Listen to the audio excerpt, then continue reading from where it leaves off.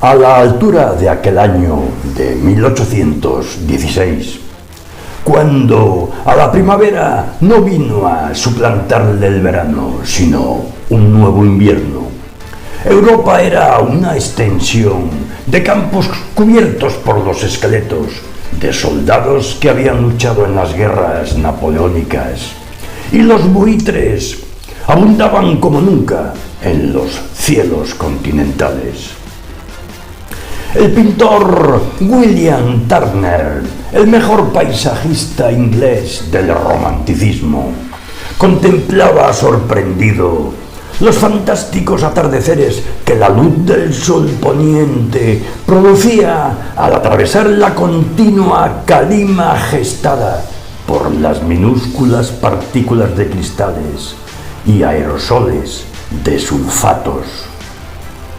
En lugar de ver los arbustos cargados de fruta, las enredaderas cuajadas de flor, el perro tendido a sus pies, el celaje brumoso y, allá en el horizonte, el pedazo de mar detrás de la cortina de verdiazules pinares, el pintor Turner veía pantanos y ciénagas, lodazales y charcos en que acampaba una columna de soldados. Los hombres tiritaban de fiebre palúdica, recibiendo en la mollera el calor de un cielo de plomo y de un sol que no velaba ninguna nube. Y de entre la intrincada espesura, a corta distancia, salía un disparo, luego otro. Un soldado caía crispando los dedos sobre el pecho, pero la columna proseguía su marcha, dejando al muerto tendido sobre el sangriento lodo, con las vidriadas pupilas bien abiertas. Imágenes surrealistas, como las de la luna verde esmeralda, en contraste con el rojo ardiente de la puesta de sol, o un segundo ocaso que aparecía cuando ya era noche, iban a enriquecer hasta el fin de sus días la paleta cromática de los celajes de este pintor universal. Fue este el pintor preferido del gran público, de la aristocracia y de la realeza inglesa. De él se dijo que tenía la manía de pintar atmósferas, pero Turner no supo nunca que aquella insólita luz crepuscular entre las desgarradas nubes era debida a la erupción de un volcán llamado Tambora en la desconocida isla de Sumbawa, al otro lado del mundo. Hasta mucho tiempo después de su muerte, no se ha podido afirmar que realmente el pintor Turner pintara el aspecto real que representaba el cielo en Londres tiempo después de la tremenda explosión de aquel volcán llamado Tambora. En medio de las luchas emancipadoras de América Latina, el ocaso del Imperio Napoleónico y los últimos intentos británicos de mantener bajo su dominio a Norteamérica, el día 5 y el 10 de abril del año 1815 entró en erupción el volcán Tambora, ubicado en Sumbawa, en las islas menores de la Sonda, hoy Indonesia, causando la muerte de más de 80.000 personas y la expulsión a la estratosfera de miles de toneladas de cenizas volcánicas, compuestos de gas sulfuro y dióxido de azufre. La capa formada por estos elementos rodeó el planeta y reflejó la luz solar, lo que produjo un cambio climático que redujo la temperatura mundial entre 4 y 7 grados, generando con ello un invierno volcánico. Al descender la temperatura del mundo, en los meses siguientes se produjeron fenómenos climáticos muy distintos a los usuales, lo que tuvo consecuencias catastróficas para la agricultura en América, en Asia, en Europa, donde la pérdida de las cosechas encareció los productos y generó disturbios derivados de la mayor hambruna del siglo XX.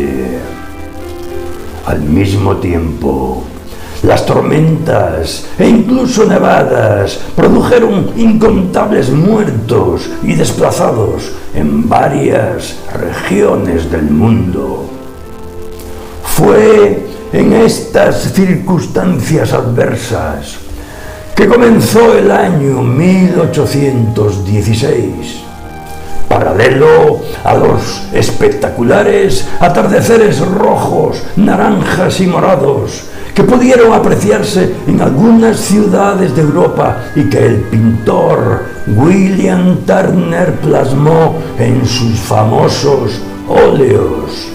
Se vivieron heladas durante la primavera, en la culminación de un fenómeno climatológico en el que los fundamentalistas de la época vieron el signo inequívoco de un castigo divino y que hoy, a 2 siglos de distancia, es considerado como la primera gran catástrofe climática mundial.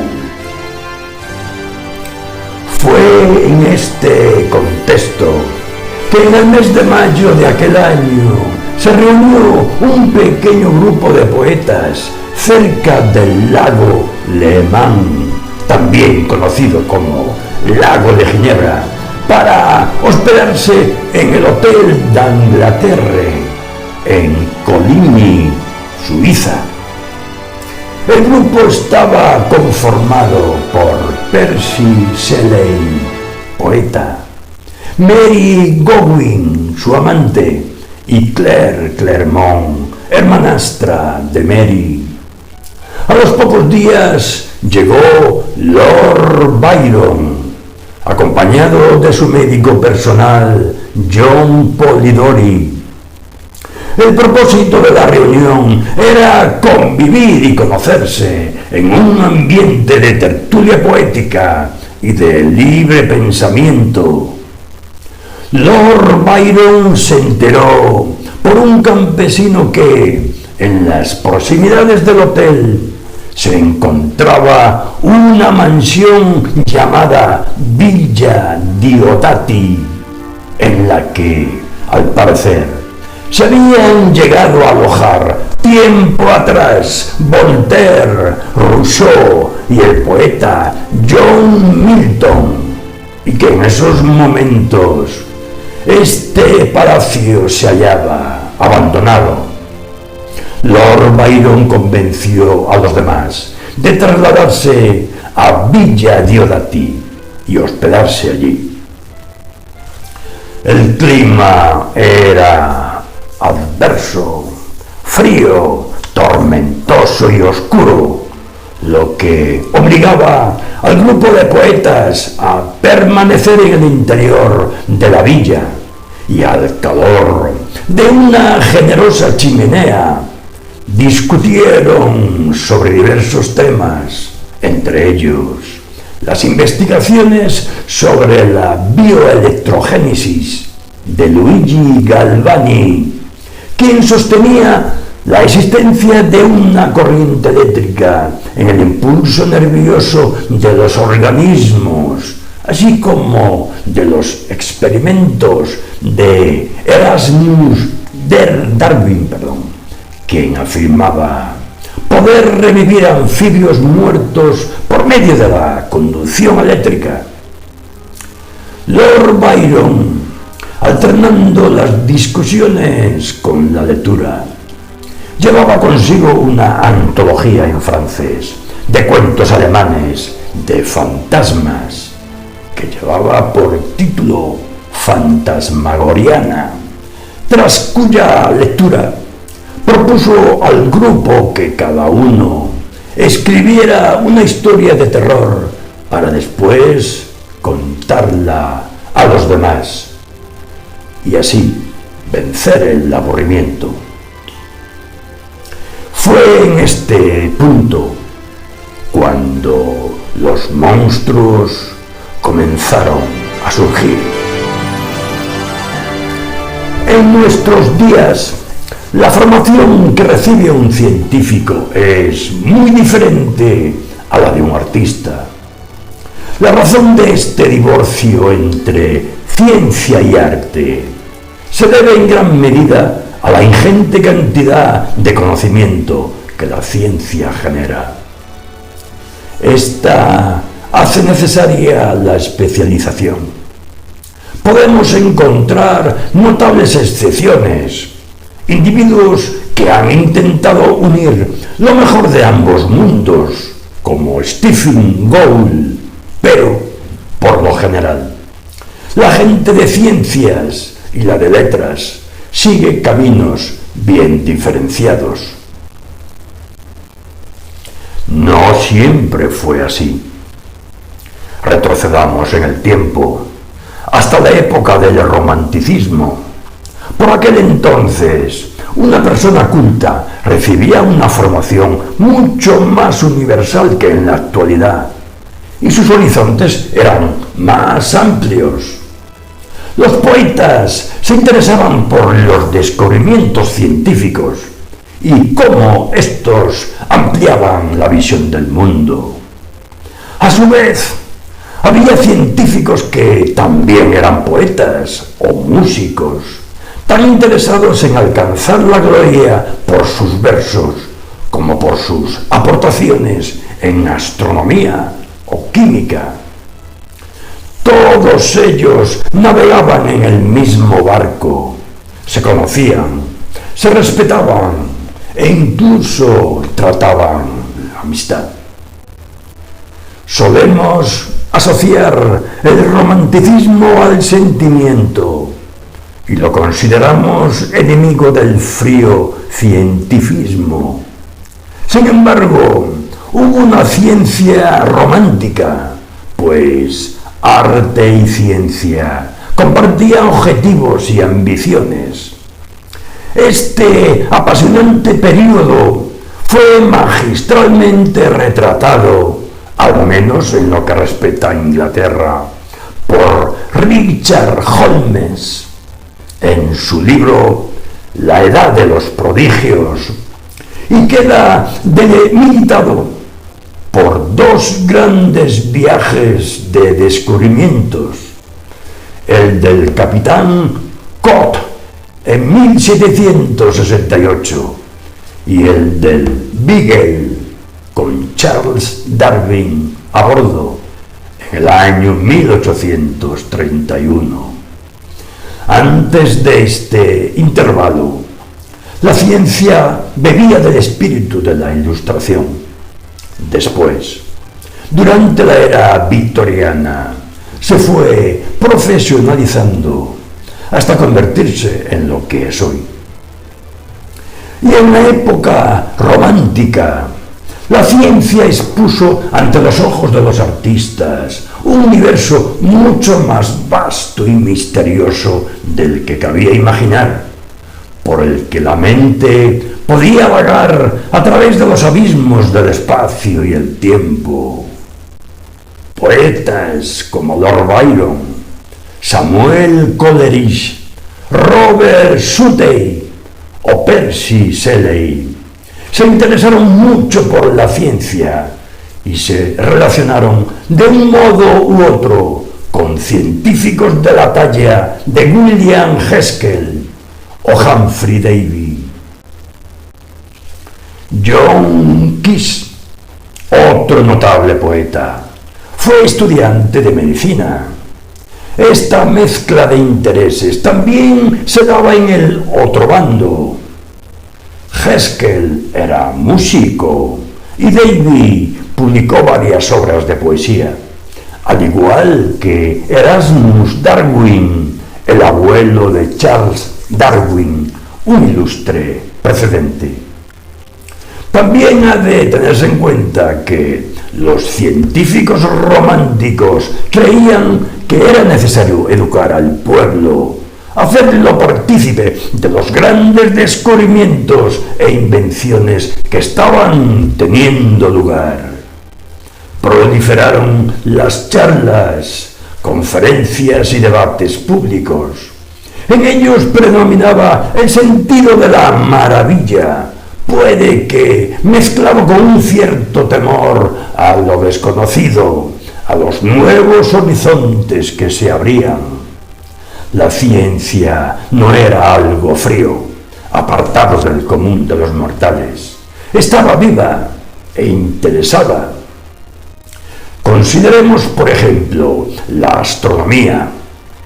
Hoy resulta difícil aprehender lo que significó en su tiempo el descubrimiento del planeta Urano por William Herschel en 1781. De repente, la cosmovisión heredada de los antiguos se vino abajo. La conmoción pudo ser equiparable, si no mayor, a la causada por Galileo, por Kepler o por Copérnico. Nuestro rincón del cosmos se expandía súbitamente y no solo hasta la órbita de Urano. Herschel fue mucho más allá. Para él, el Sol era otra estrella más dentro de una galaxia, y había infinidad de ellas dispersas por el universo. De ser el centro de todo lo creado, de repente nos vimos relegados al papel de un grano de arena en la inmensidad del desierto. No solo el espacio se expandió hasta límites nunca antes soñados. Ocurrió lo mismo con el tiempo. Empezó a hablarse de períodos de millones de años sin que sonara a blasfemia. Las estrellas que veíamos en el firmamento podrían haber muerto, pero su luz aún viajaba hasta nosotros. Además, para Herschel, el universo no era algo estático, sino que evolucionaba. Las galaxias nacían y morían. Era un cambio conceptual de primera magnitud, una ruptura con el pensamiento clásico. Mentes tan sensibles como las de los poetas intentaron asimilarlo y se maravillaron, se extasiaron, e incluso alguno se aterrorizó. Herschel, con su necesario equilibrio entre observación y especulación, había logrado que ya nunca pudiéramos contemplar el cielo estrellado con los mismos ojos. Poetas como Coleridge o Keats tuvieron contactos con el mundo de la astronomía, y esta influyó en su manera de escribir poesía. La química fue otra rama científica que conoció un notable auge durante el romanticismo. Asimismo, la sociedad quedó fascinada por los descubrimientos en torno a la electricidad, esa misteriosa energía o fluido invisible. La pila eléctrica, inventada por Alessandro Volta, fue la herramienta que permitió a Humphrey Davy aislar nuevos elementos, entre ellos el magnesio, el sodio o el cloro. La maestría como conferenciante de Humphrey Davy, al fin y al cabo, se consideraba poeta y le encantaba narrar historias. Logró que surgiera un gran interés acerca de la electricidad y sus posibles aplicaciones, aunque alguna de ellas resultó un tanto siniestra. En las postrimerías del siglo XVIII, Luigi Galvani comprobó que la aplicación de una corriente eléctrica podía mover los músculos de una rana muerta. Llamó a este fenómeno electricidad animal y lo asimiló a una especie de fuerza vital que animaba a los seres vivos. Y esto nos lleva a considerar la controversia entre materialismo y vitalismo, así como el nacimiento de la primera novela de ciencia ficción moderna. Parecía haber obvias diferencias entre la materia muerta y la viva. Se debía a la existencia de algún fluido vital o fuerza misteriosa que animaba a plantas y animales. Los materialistas lo negaban, pero la controversia se mantuvo durante mucho tiempo, y no solo entre científicos. En Alemania, algunos escritores, como Schelling, creían que el mundo estaba lleno de energía espiritual, la cual era aspirada por los seres para intentar convertirse en algo más desarrollado. Estas ideas vitalistas fueron recogidas por autores de la talla de Goethe, que además de escritor, fue un botánico notable. La controversia también tenía tintes políticos. La atea y racionalista Francia frente a la no tan revolucionaria Gran Bretaña. Inevitablemente, este invisible fluido vital fue relacionado con el magnetismo y la electricidad. Esto condujo a la realización de algunos experimentos espeluznantes, como los que efectuó en Londres el italiano Giovanni Aldini en el año 1803. Intentó revivir el cadáver de un ahorcado que llevaba 6 horas muerto, aplicándole cargas eléctricas.